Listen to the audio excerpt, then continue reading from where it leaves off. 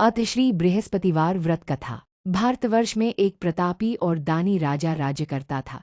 वह नित्य गरीबों और ब्राह्मणों की सहायता करता था। यह बात उसकी रानी को अच्छी नहीं लगती थी। वह न ही गरीबों को दान देती, न ही भगवान का पूजन करती थी और राजा को भी दान देने से मना किया करती थी। एक दिन राजा शिकार खेलने वन को गए हुए थे, तो रानी महल में अकेली थी। उसी समय बृहस्पतिदेव साधु वेश में राजा के महल में भिक्षा के लिए गए और भिक्षा मांगी। रानी ने भिक्षा देने से इनकार किया। कहा, हे साधु महाराज, मैं तो दान पुण्य से तंग आ गई हूँ। मेरा पति सारा धन लुटाते रहते हैं। मेरी इच्छा है कि हमारा धन नष्ट हो जाए, फिर न रहेगा बांस न बजेगी बांसुरी। साधु ने कहा, देवी तुम तो बड़ी विचित्र हो। धन संतान तो सभी चाहते हैं, पुत्र और लक्ष्मी तो पापी के घर भी होने चाहिए। यदि तुम्हारे पास अधिक धन है तो भूखों को भोजन दो, प्यासों के लिए प्याऊ बनवाओ, मुसाफिरों के लिए धर्मशालाएं खुलवाओ। जो निर्धन अपनी कुंवारी कन्याओं का विवाह नहीं कर सकते, उनका विवाह करा दो। ऐसे और कई काम हैं जिनके करने से तुम्हारा यश लोक परलोक में फैलेगा। परंतु रानी पर उपदेश का कोई प्रभाव न पड़ा। वह बोली, महाराज आप मुझे कुछ न समझाएं। मैं ऐसा धन नहीं चाहती जो हर जगह बांटती फिरूं। साधु ने उत्तर दिया, यदि तुम्हारी ऐसी इच्छा है तो तथास्तु। तुम ऐसा करना कि बृहस्पतिवार को घर लीपकर पीली मिट्टी से अपना सिर धोकर स्नान करना, भट्टी चढ़ाकर कपड़े धोना।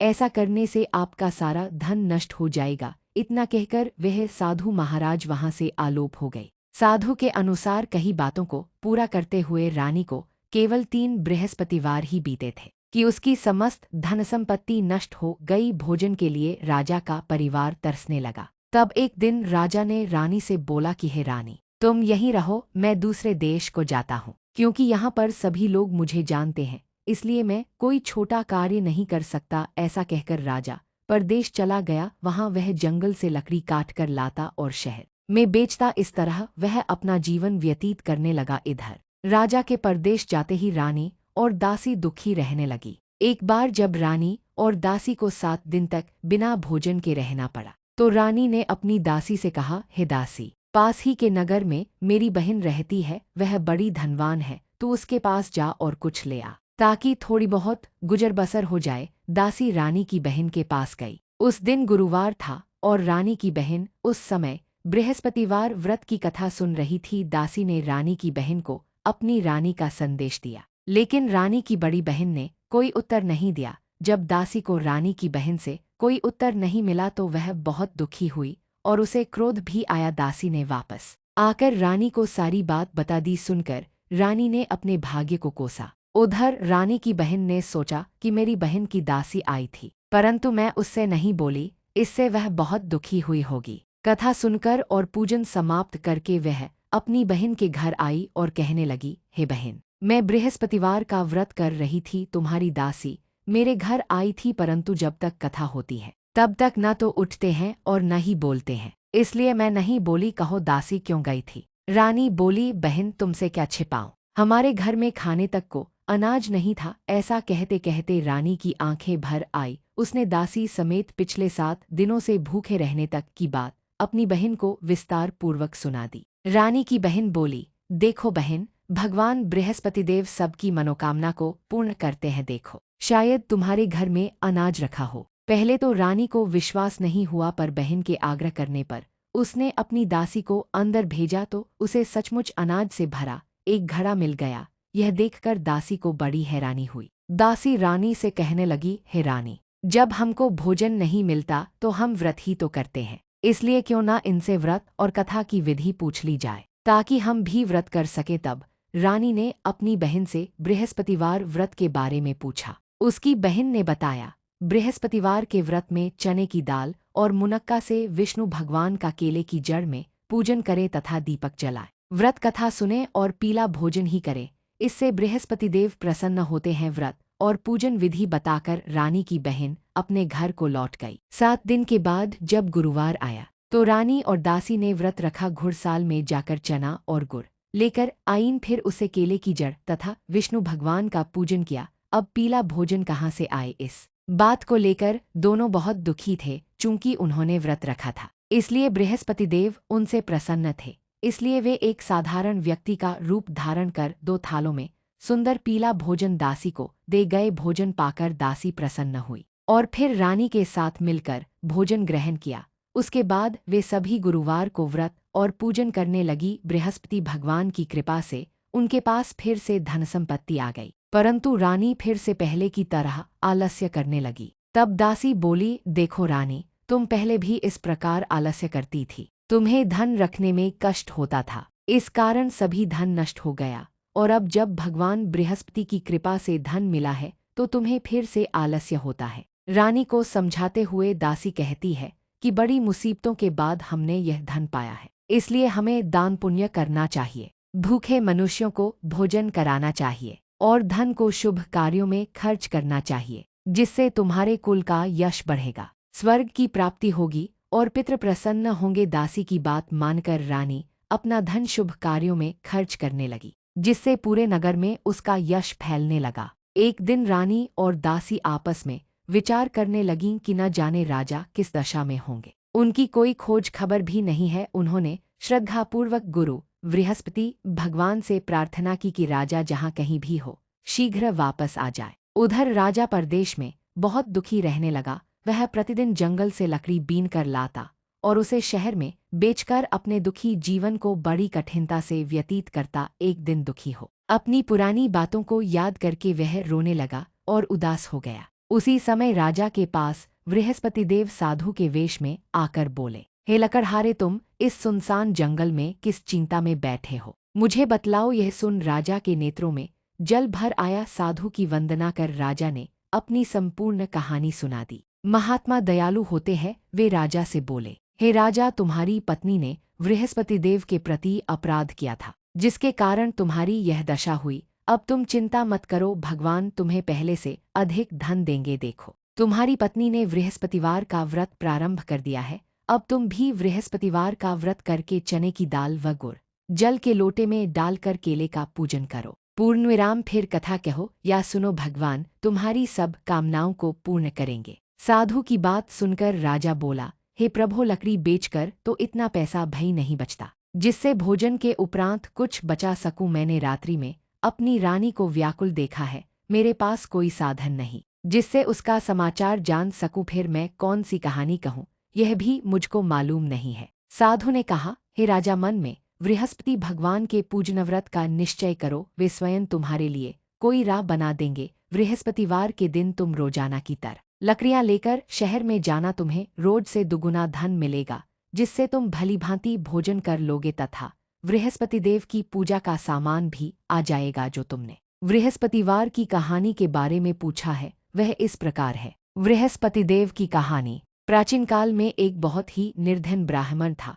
उसके कोई संतान न थी। वह नित्य पूजा पाठ करता। उसकी स्त्री न स्नान करती और न किसी देवता का पूजन करती। इस कारण ब्राह्मण देवता बहुत दुखी रहते थे। भगवान की कृपा से ब्राह्मण के यहाँ एक कन्या उत्पन्न हुई। कन्या बड़ी होने लगी। प्रातः स्नान करके वह भगवान विष्णु का जप करती, बृहस्पतिवार का व्रत भी करने लगी। पूजा पाठ समाप्त कर पाठशाला जाती तो अपनी मुट्ठी में जौ भर के ले जाती और पाठशाला के मार्ग में डालती जाती। लौटते समय वही जौ स्वर्ण के हो जाते तो उनको बीन कर घर ले आती। एक दिन वह बालिका सूप में उन सोने के जौ को फटककर साफ कर रही थी कि तभी उसकी माँ ने देख लिया और कहा कि हे बेटी, सोने के जौ को फटकने के लिए सोने का सूप भी तो होना चाहिए। दूसरे दिन गुरुवार था। कन्या ने व्रत रखा और बृहस्पति देव से सोने का सूप देने की प्रार्थना की। बृहस्पति देव ने उसकी प्रार्थना स्वीकार कर ली। रोजाना की तरह वह कन्या जौ फैलाती हुई पाठशाला चली गई। पाठशाला से लौटकर जब वह जौ बीन रही थी तो बृहस्पति देव की कृपा से उसे सोने का सूप मिला। उसे वह घर ले आई और उससे जौ साफ करने लगी, परंतु उसकी माँ का वही ढंग रहा। एक दिन की बात है, कन्या सोने के सूप में जब जौ साफ कर रही थी, उस समय उस नगर का राजकुमार वहां से निकला। कन्या के रूप और कार्य को देखकर वह उस पर मोहित हो गया। राजमहल आकर वह भोजन तथा जल त्याग कर उदास होकर लेट गया। राजा को जब राजकुमार द्वारा अन्न जल त्यागने का समाचार ज्ञात हुआ तो अपने मंत्रियों के साथ वह अपने पुत्र के पास गया और कारण पूछा। राजकुमार ने राजा को उस लड़की के घर का पता भी बता दिया। मंत्री उस लड़की के घर गया। मंत्री ने ब्राह्मण के समक्ष राजा की ओर से निवेदन किया। कुछ ही दिन बाद ब्राह्मण की कन्या का विवाह राजकुमार के साथ संपन्न हो गया। कन्या के घर से जाते ही ब्राह्मण के घर में पहले की भांति गरीबी का निवास हो गया। एक दिन दुखी होकर ब्राह्मण अपनी पुत्री से मिलने गए। बेटी ने पिता की अवस्था को देखा और अपनी माँ का हाल पूछा। ब्राह्मण ने सभी हाल कह सुनाया। कन्या ने बहुत सा धन देकर अपने पिता को विदा कर दिया। लेकिन कुछ दिन बाद फिर वही हाल हो गया। ब्राह्मण फिर अपनी कन्या के यहाँ गया और सभी हाल कहा तो पुत्री बोली, हे पिताजी, आप माताजी को यहाँ लिवा लाओ, मैं उन्हें वह विधि बता दूंगी जिससे गरीबी दूर हो जाए। ब्राह्मण देवता अपनी स्त्री को साथ लेकर अपनी पुत्री के पास राजमहल पहुँचे तो पुत्री अपनी माँ को समझाने लगी, हे माँ, तुम प्रातःकाल स्नानादि करके विष्णु भगवान का पूजन करो तो सब दरिद्रता दूर हो जाएगी। परंतु उसकी माँ ने उसकी एक भी बात नहीं मानी। वह प्रातःकाल उठकर अपनी पुत्री की बची झूठन को खा लेती थी। एक दिन उसकी पुत्री को बहुत गुस्सा आया। उसने अपनी माँ को एक कोठरी में बंद कर दिया। प्रातः उसे स्नानादि करा के पूजा पाठ करवाया तो उसकी माँ की बुद्धि ठीक हो गई। इसके बाद वह नियम से पूजा पाठ करने लगी और प्रत्येक बृहस्पतिवार को व्रत करने लगी। इस व्रत के प्रभाव से मृत्यु के बाद वह स्वर्ग को गई। वह ब्राह्मण भी सुखपूर्वक इस लोक का सुख भोग कर स्वर्ग को प्राप्त हुआ। इस तरह कहानी कहकर साधु बने देवता वहां से लोप हो गए। धीरे धीरे समय व्यतीत होने पर फिर बृहस्पतिवार का दिन आया। राजा जंगल से लकड़ी काटकर शहर में बेचने गया। उसे उस दिन और दिनों से अधिक धन मिला। राजा ने चना गुड़ आदि लाकर बृहस्पतिवार का व्रत किया। उस दिन से उसके सभी क्लेश दूर हुए। परंतु जब अगले गुरुवार का दिन आया तो वह बृहस्पतिवार का व्रत करना भूल गया। इस कारण बृहस्पति भगवान नाराज हो गए। उस दिन उस नगर के राजा ने विशाल यज्ञ का आयोजन किया था तथा अपने समस्त राज्य में घोषणा करवा दी कि सभी मेरे यहाँ भोजन करने आवे, किसी के घर चूल्हा न जले। पूर्णविराम। इस आज्ञा को जो न मानेगा उसको फांसी दे दी जाएगी। राजा की आज्ञानुसार राज्य के सभी वासी राजा के भोज में सम्मिलित हुए, लेकिन लकड़हारा कुछ देर से पहुंचा, इसलिए राजा उसको अपने साथ महल में ले गए। जब राजा लकड़हारे को भोजन करा रहे थे तो रानी की दृष्टि उस खूंटी पर पड़ी जिस पर उसका हार लटका हुआ था। उसे हार खूंटी पर लटका दिखाई नहीं दिया। रानी को निश्चय हो गया कि मेरा हार इस लकड़हारे ने चुरा लिया है। उसी समय सैनिक बुलवाकर उसको जेल में डलवा दिया। लकड़हारा जेल में विचार करने लगा कि न जाने कौन से पूर्वजन्म के कर्म से मुझे यह दुख प्राप्त हुआ है, और जंगल में मिले साधु को याद करने लगा। तत्काल बृहस्पति देव साधु के रूप में प्रकट हो गए और कहने लगे, अरे मूर्ख, तूने बृहस्पति देवता की कथा नहीं की, उसी कारण तुझे यह दुख प्राप्त हुआ है। अब चिंता मत कर, बृहस्पतिवार के दिन जेलखाने के दरवाजे पर तुझे 4 पैसे पड़े मिलेंगे। उनसे तू बृहस्पतिवार की पूजा करना तो तेरे सभी कष्ट दूर हो जाएंगे। अगले बृहस्पतिवार उसे जेल के द्वार पर 4 पैसे मिले। राजा ने पूजा का सामान मंगवाकर कथा कही और प्रसाद बांटा। उसी रात्रि में बृहस्पतिदेव ने उस नगर के राजा को स्वप्न में कहा, हे राजा, तूने जिसे जेल में बंद किया है उसे कल छोड़ देना, वह निर्दोष है। राजा प्रातःकाल उठा और खूंटी पर हार टंगा देखकर लकड़हारे को बुलाकर क्षमा मांगी तथा राजा के योग्य सुंदर वस्त्राभूषण भेंटकर उसे विदा किया। गुरुदेव की आज्ञानुसार राजा अपने नगर को चल दिया। राजा जब नगर के निकट पहुंचा तो उसे बड़ा ही आश्चर्य हुआ। नगर में पहले से अधिक बाग, तालाब और कुएं तथा बहुत सी धर्मशालाएं, मंदिर आदि बने हुए थे। राजा ने पूछा कि यह किसका बाग और धर्मशाला है। तब नगर के सब लोग कहने लगे कि यह सब रानी और दासी द्वारा बनवाए गए हैं। राजा को आश्चर्य हुआ और गुस्सा भी आया कि उसकी अनुपस्थिति में रानी के पास धन कहाँ से आया होगा। जब रानी ने यह खबर सुनी कि राजा आ रहे हैं तो उसने अपनी दासी से कहा, हे दासी, देख, राजा हमको कितनी बुरी हालत में छोड़ गए थे, वह हमारी ऐसी हालत देखकर लौट न जाए, इसलिए तू दरवाजे पर खड़ी हो जा। रानी की आज्ञानुसार दासी दरवाजे पर खड़ी हो गई और जब राजा आए तो उन्हें अपने साथ महल में लिवा लाए। तब राजा ने क्रोध करके अपनी तलवार निकाली और पूछने लगा, बताओ यह धन तुम्हें कैसे प्राप्त हुआ है। तब रानी ने सारी कथा कह सुनाई। राजा ने निश्चय किया कि मैं रोजाना दिन में 3 बार कहानी कहा करूंगा और रोज व्रत किया करूंगा। अब हर समय राजा के दुपट्टे में चने की दाल बंधी रहती तथा दिन में 3 बार कथा कहता। एक रोज राजा ने विचार किया कि चलो अपनी बहन के यहाँ हो आऊं। इस तरह का निश्चय कर राजा घोड़े पर सवार हो अपनी बहन के यहाँ चल दिया। मार्ग में उसने देखा कि कुछ आदमी एक मुर्दे को लिए जा रहे हैं उन्हें रोककर राजा कहने लगा, अरे भाइयों, मेरी बृहस्पतिवार की कथा सुन लो। वे बोले, लो, हमारा तो आदमी मर गया है, इसको अपनी कथा की पड़ी है। परंतु कुछ आदमी बोले, अच्छा कहो, हम तुम्हारी कथा भी सुनेंगे। राजा ने दाल निकाली और कथा कहनी शुरू कर दी। जब कथा आधी हुई तो मुर्दा हिलने लगा, और जब कथा समाप्त हुई तो राम राम करके वह मुर्दा खड़ा हो गया। राजा आगे बढ़ा, उसे चलते चलते शाम हो गई। आगे मार्ग में उसे एक किसान खेत में हल चलाता मिला। राजा ने उससे कथा सुनने का आग्रह किया, लेकिन वह नहीं माना। राजा आगे चल पड़ा। राजा के हत्ते ही बैल पछाड़ खाकर गिर गए तथा किसान के पेट में बहुत जोर से दर्द होने लगा। उसी समय किसान की माँ रोटी लेकर आई। उसने जब देखा तो अपने पुत्र से सब हाल पूछा। बेटे ने सभी हाल बता दिया। बुढ़िया दौड़ दौड़ी उस घुड़सवार के पास पहुंची और उससे बोली, मैं तेरी कथा सुनूंगी, तू अपनी कथा मेरे खेत पर ही चलकर कहना। राजा ने लौटकर बुढ़िया के खेत पर जाकर कथा कही, जिसके सुनते ही बैल खड़ा हो गया तथा किसान के पेट का दर्द भी बंद हो गया। राजा अपनी बहन के घर पहुंच गया। बहन ने भाई की खूब मेहमानी की। दूसरे रोज प्रातःकाल राजा जागा तो वह देखने लगा कि सब लोग भोजन कर रहे हैं। राजा ने अपनी बहन से जब पूछा, ऐसा कोई मनुष्य है जिसने भोजन नहीं किया हो, जो मेरी बृहस्पतिवार की कथा सुन ले? बहन बोली, हे भैया, यह देश ऐसा ही है, यहाँ लोग पहले भोजन करते हैं, बाद में कोई अन्य काम करते हैं। फिर वह एक कुम्हार के घर गई, जिसका लड़का बीमार था। उसे मालूम हुआ कि उसके यहाँ 3 दिन से किसी ने भोजन नहीं किया है। रानी ने अपने भाई की कथा सुनने के लिए कुम्हार से कहा। वह तैयार हो गया। राजा ने जाकर बृहस्पतिवार की कथा कही, जिसको सुनकर उसका लड़का ठीक हो गया। अब तो राजा को प्रशंसा होने लगी। एक दिन राजा ने अपनी बहन से कहा, हे बहन, मैं अब अपने घर जाऊंगा, तुम भी तैयार हो जाओ। राजा की बहन ने अपनी सास से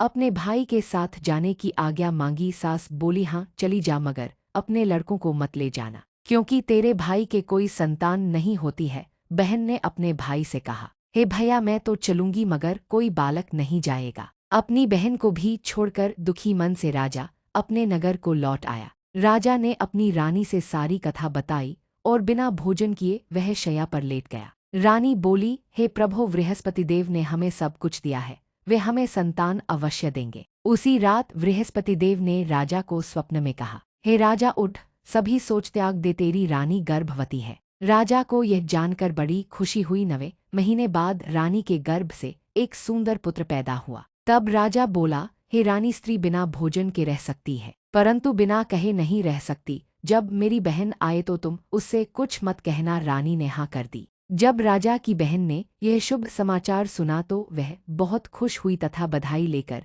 अपने भाई के यहाँ आई। रानी ने तब उसे आने का उलाहना दिया। जब भाई अपने साथ ला रहे थे तब टाल गई, उनके साथ न आई, और आज अपने आप ही भागी भागी बिना बुलाए आ गई। तो राजा की बहन बोली, भाई, मैं इस प्रकार न कहती तो तुम्हारे घर औलाद कैसे होती? बृहस्पतिदेव सभी कामनाएं पूर्ण करते हैं। जो सद्भावनापूर्वक बृहस्पतिवार का व्रत करता है एवं कथा पढ़ता है अथवा सुनता है और दूसरों को सुनाता है, बृहस्पतिदेव उसकी सभी मनोकामनाएं पूर्ण करते हैं, उनकी सदैव रक्षा करते हैं। जो संसार में सद्भावना से गुरुदेव का पूजन एवं व्रत सच्चे हृदय से करते हैं, उनकी सभी मनकामनाएं वैसे ही पूर्ण होती है, जैसी सच्ची भावना से रानी और राजा ने बृहस्पतिदेव की कथा का गुणगान किया तो उनकी सभी इच्छाएं बृहस्पतिदेव जी ने पूर्ण की। अनजाने में भी बृहस्पतिदेव की उपेक्षा न करें, ऐसा करने से सुख शांति नष्ट हो जाती है। इसलिए सबको कथा सुनने के बाद प्रसाद लेकर जाना चाहिए।